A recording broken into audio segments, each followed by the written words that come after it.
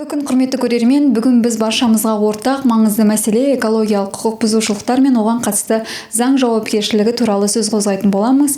Аталған мәселе мемлекет басшысының тапсырмасына сәйкес жүзеге асырылып жатқан Таза Қазақстан экологиялық акциясы аясында ерекше маңызға ие.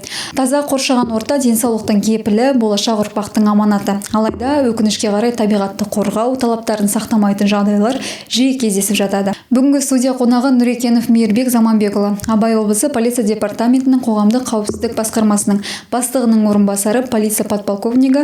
Студиямызға қош келдіңіз.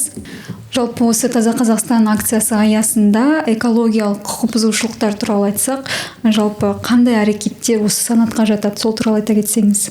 Енді қоқысты көзделмеген орындарға тастау бұл экологияға да, қоғамға да өте зиян.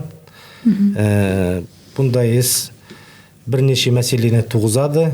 Енді айта кететін болсақ, қоршаған ортаға зиян, адамның денсаулығына кері әсерін тигізеді, эстетикалық көріністі бұзады. Енді бұл заң бұзушылықтың қатарына жатады. Жалпы осы Абай облысында жиі кездесетін заң құқық бұзушылықтар туралы айта кетсек, және өңір бойынша статистика қандай? Енді біздің Абай өңірі бойынша, Абай облысы бойынша статистиканы айтатын болсақ, ағымдағы жылдың басынан бастап осы абаттандыру қағидасын бұзған және ортақ пайдаланатын орындарда ластауға байланысты құқық бұзушылық жасаған үшін Қазақстан Республикасының әкімшілік құқық бұзу кодексінің 505 бабына сәйкес 4660 әкімшілік құқық бұзушылық тіркелді. Енді 16 миллион 500 мыңға примерно сол мөлшерде айыппұл салынды осы бап бойынша. Ал егер де осы азамат экологиялық құқық бұзушылықтарды білсе, яғни көріп қалса, оларға қайда хабарласу керек? Енді өзіміздің азаматтар жаңағы осындай құқық бұзушылықтың куәгері болып қалатындай жағдай болатын болса, міндетті түрде 102 арнасына хабарлап, дереу арада 102 арнасына хабарласуына болады. Және де одан басқа да жаңағы жергілікті әкімшілік орындарына, экологиялық басқармасына барып жүгінуге, шағымдануға болады. Және де e-gov mobile деген қосымша парақшалар бар, соған да сол арқылы жүгініп шағымдарын қалдыруға болады. Жалпы Абай облысында өндірістік кәсіпорындардың экологияға зиян келтіргені қалай анықталады? Енді бұл заңсыз қоқыс орындарын полиция қызметкерлері және жергілікті атқару органдарымен бірлесе, экологиялық басқармамен бірлесіп жаңағы рейдтар жүргіземіз. Және де бұл жерде өзіміздің азаматтардың да көмегі көп керек. Сол кісілердің шағым арыздарын қараймыз. Жаңағы интернет желілерін мониторлау арқылы жаңағы рейдтарды бірлескен іс-шаралар өткіземіз. Және де дрондарды қолданылу арқылы осындай қоқыс орындарды осы бағытта анықтаймыз. Жалпы кәсіпорындар белгіленбеген жерге қоқыс тастаған жағдайда оларға қанша айлық есептік көрсеткішпен айыппұл салынады? Жаңағы айыппұл жағын айтып өтетін болсақ, жаңағы осы көрсетілген жоғарыда айтылған бап бойынша енді шағын бизнеске жататын кәсіпкерлерді алатын болсақ, 100 айлық есептік көрсеткіш, ол 432.500 теңге. Ал жаңағы осындай құқық бұзушылықты орта бизнеске жататын кәсіпкерлер жасайтын болса, 200 айлық есептік көрсеткіш 865.000 теңгеге. Ірі бизнес орталықтарын алатын болсақ, оларға 300 айлық есептік көрсеткіш ретінде айыппұлдар салынады. Ал жаңағы қоқыс тастау немесе табиғатты ластаған азаматтарға қандай жаза қарастырылған?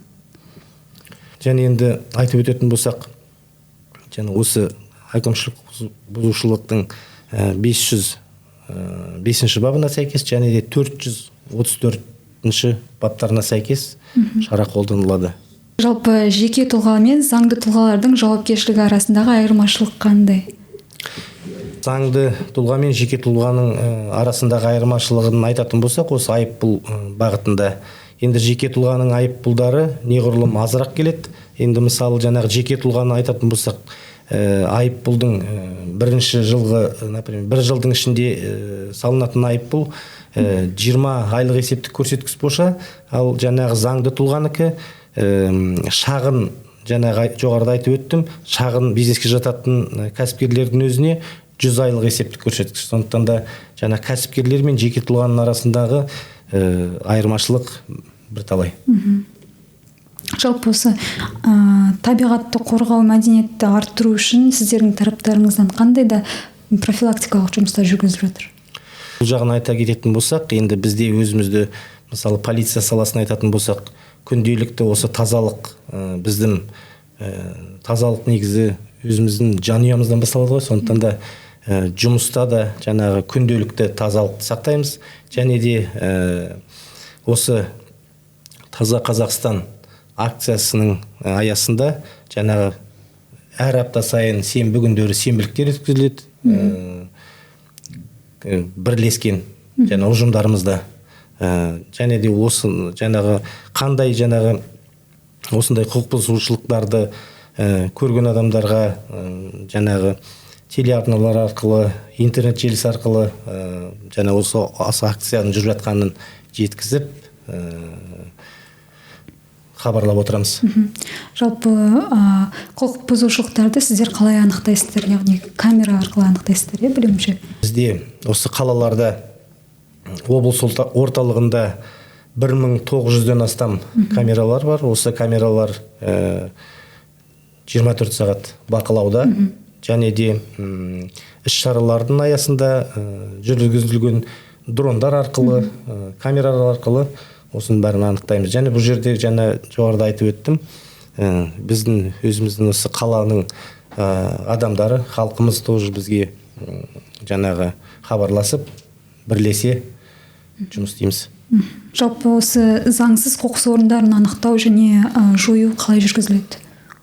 Енді қоқыс орындарын жаңа айтып өттім, анықтағаннан кейін, осы фактілер анықтап болғаннан кейін, жаңағы орын, жаңа осы қоқыстың орын алған иелеріне қоқысты жою туралы нұсқама беріледі. Егер де талап, осы нұсқама бойынша талап орындалмаса, заңға сәйкес шара қолданылады. Жалпы осы камера арқылы қанша құқық бұзушылықтар анықталды және қаншасы жойылды? Құқық бұзушылық профилактикасы туралы заңның 57-ші бабына сәйкес жергілікті атқару органдарына 25 хабарлама жолданды. Осы қоқыс орындарын жою туралы бүгінгі таңда осы қоқыс орындарын бәрі жойылып, тазаланды. Экологиялық құқық бұзушылықтар бұл тек заңды бұзу ғана емес, ол болашаққа жасалған қауіп. Табиғатты қорғау әрбір азаматтың міндеті. Сондықтан әрқайсымыз табиғатқа жаңашылықпен қарап, заң талаптарын сақтауға тиіспіз. Егер қандай да бір заң бұзушылықты байқасақ, оны елемей қалдырмай тиісті органдарға хабарласқан жөн. Бүгінгі студиямызға келіп, пайдалы ақпаратпен бөліскеніңіз үшін қонағымызға алғысымызды айтамыз. Мейірбек мырза, ақпаратпен бөліскеніңізге көп рахмет. Абай облысының аумағын тұрғындарына айтатыным, енді тазалық өзімізден басталады. Осы біздің қаламыздың облыс аумағын тазалығы өзімізге байланысты. Тазалық бар жерде тәртіп бар, сондықтан да тазалықты сақтауға шақырамын.